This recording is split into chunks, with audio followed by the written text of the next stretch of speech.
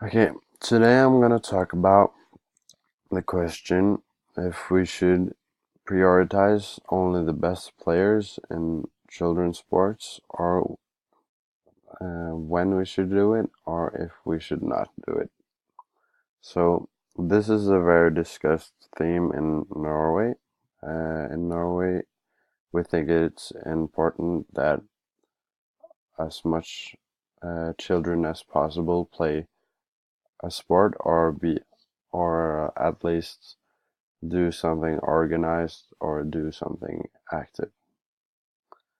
Um, so what do I mean by prioritizing only the best players in children's sports? I mean we divide it into two groups. The first one is only to let the best performers play the match, like the coaches prioritize only winning the match, not thinking um, not including all the players. Only let the best players play the match and then the rest sit on the bench. And the other one is that um, you is to divide a group of players into different teams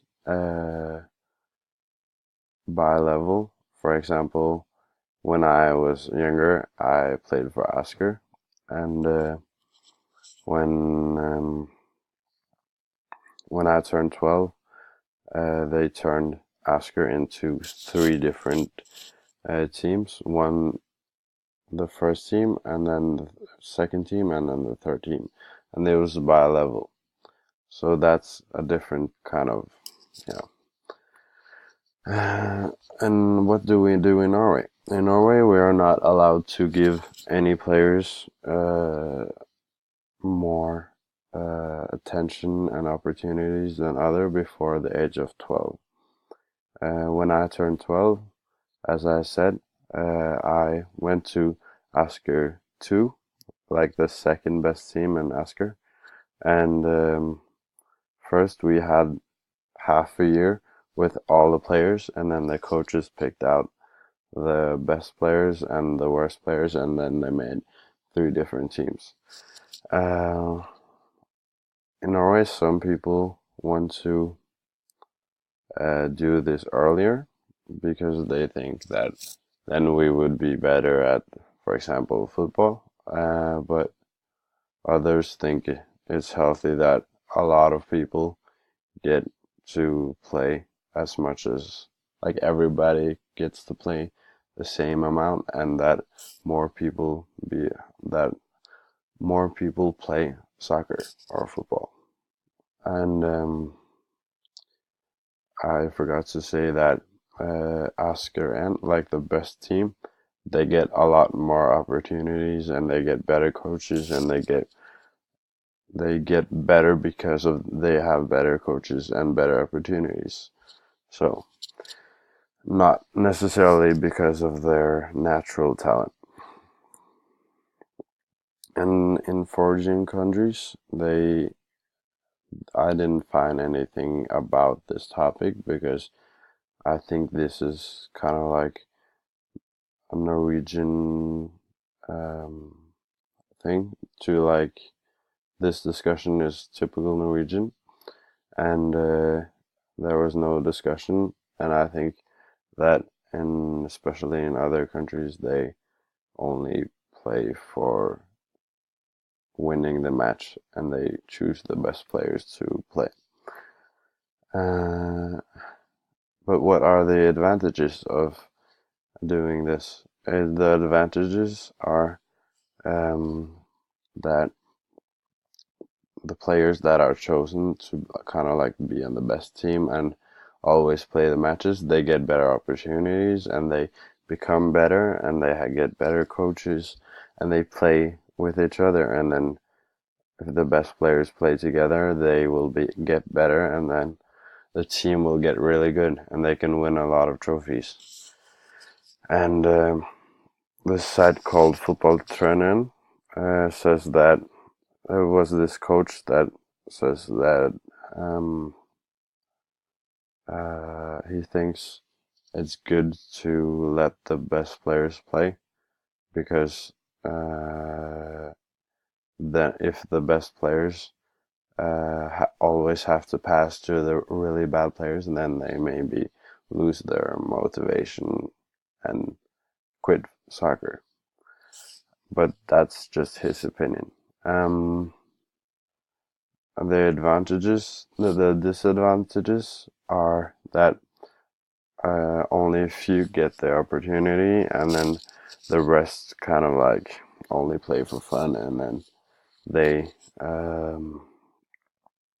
many may quit, and if many quit, it will be bad for society because then less play football and or other sports as well, and it's healthy for the society to have many kids and youths that play or do something active, because if we have a healthy society, if we have healthy people in our society will be more healthy.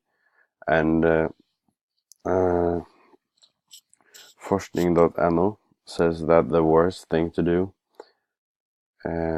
is to only let the best play. And they say that because then, yeah, as I said, many people will quit because it's boring just sitting at the bench and do nothing. And they also say that you don't know who is gonna be the best at the age of 20 when they are 10 or 12, because you don't know, people develop in a different tempo. Some people are very good when they're 9 years old, but that doesn't mean that they will be good when they're 20, when it actually matters. So it's hard to kind of like um, see the future and who is going to be better than others, because their people's physicality will change when they get teenagers, and it's hard to see the future and predict who they should give more opportunities to. And Zlatan also agrees. He says that nowadays a lot of people want the best players at even a younger age than before, to kind of like have a lot of opportunities and get the best coaches. And he says that that's too much pressure, and the best way to learn football is by having fun. And he thinks that everyone should get the same opportunities, and then he thinks that the talents will be better by having fun. Uh, and my conclusion is that I think my opinion is that I think the Norwegian solution is really good for the society, and a lot of people do sports, and we have a really sports culture in Norway because everybody go to some kind of sport.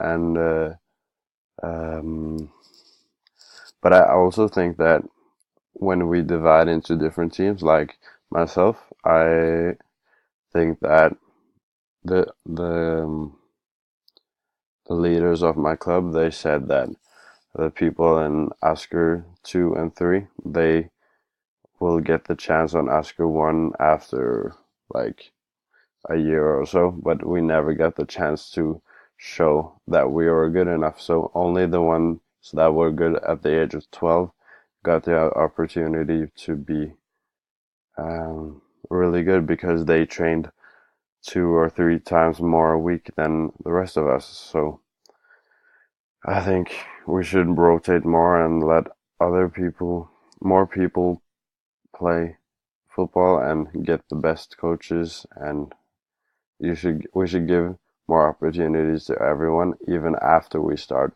prioritizing the better players, because the development of each player is different when you grow as much as we do when we're teenagers and when we're kids. So thank you for listening, and this was my presentation, and these are my sources.